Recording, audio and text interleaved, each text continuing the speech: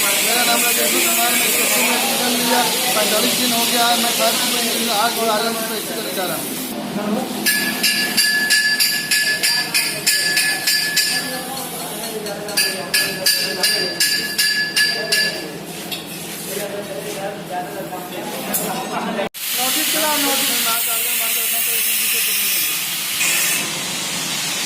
कब कंट्रोल होगा ये? बहुत प्रॉब्लम, थोड़ा बहुत रहता तक मैं पास करता। आज मैं सोचा था 2-3 आदमी को पास करके लेके जाएंगे। ये देखो किधर से किधर चल रहा है, ये इधर भी मार रहा है। हैं दिखाइए किधर से किधर चल रहा है। ये ओके है, ये ओके है। कलर मारिए, लाइनिंग सीधा नहीं है उसका, वेल्डिंग ऐसा नहीं, पतला मारेंगे।